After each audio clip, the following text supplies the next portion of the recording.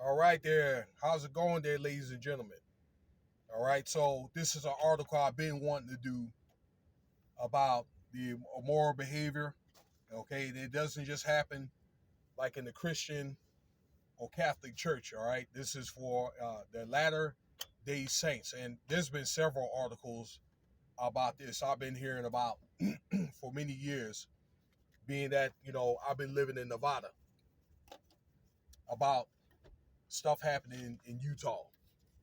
Okay, where although polygamy is not practiced there anymore, I still do believe that they do polygamy, kind of like under the table type thing. I do believe that in things like probably like underage or carnal knowledge. All right, that goes on a lot in Utah. All right, that 23 and counting.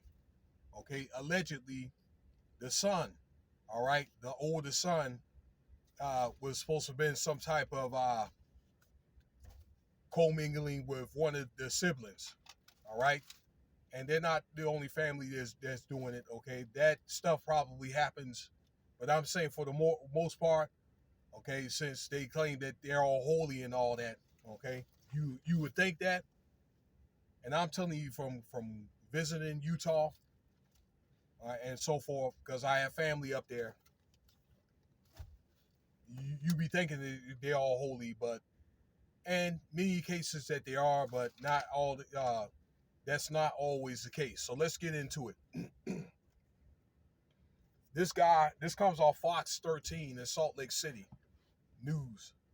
He was a mayor and a bishop of the Latter-day Saints Church in Bountiful, Utah. So that's basically like um, suburban Salt Lake City.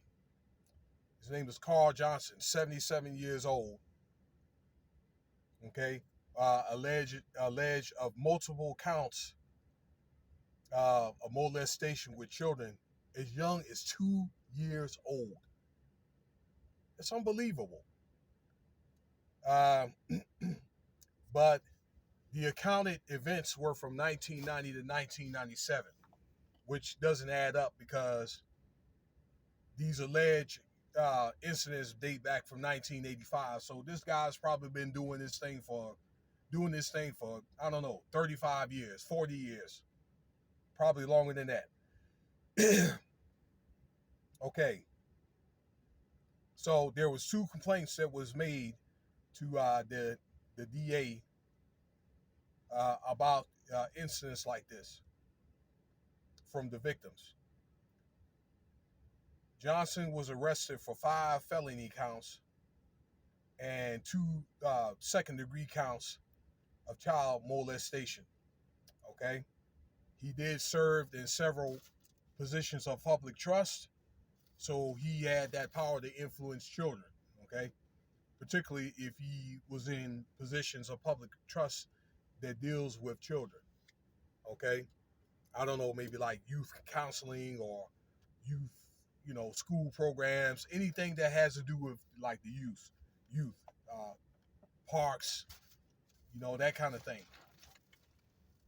All right, could be I don't know, in the education system. All right, so it's one of the things where I don't know. It's just sad to talk about this, but I just think that it needs to be something that needs to be brought to light. All right. And I mentioned this before, ever since that they had that incident out there at Penn State with those children. All right. That happened, in 2006 with that assistant coach. There's been laws pretty much made to protect the children and victims and so forth.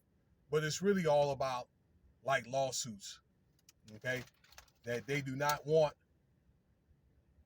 like all these lawsuits, okay, that they have to deal with. And it's a sense of bad name. It pretty much put a black eye in the LDS community. Okay. So between the things that you do and the internet and all that other stuff, YouTube and social media, all right, that things are starting to come to light. I don't know if this guy thought at his age that he could do what he do and, I don't know, skate on by, but that's not the case. So I just think this is a wake-up call for people that are in public trust, or if they're in the ministry or whatever, to get their act together. I'm just here to bring the news, all right? And anybody that in that area that's been affected by this guy or anywhere else, okay, you do need to call law enforcement, and you do need to tell your story, okay, so we can get guys like this old fart off the street.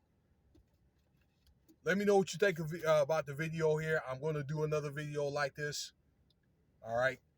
Thank you for your time.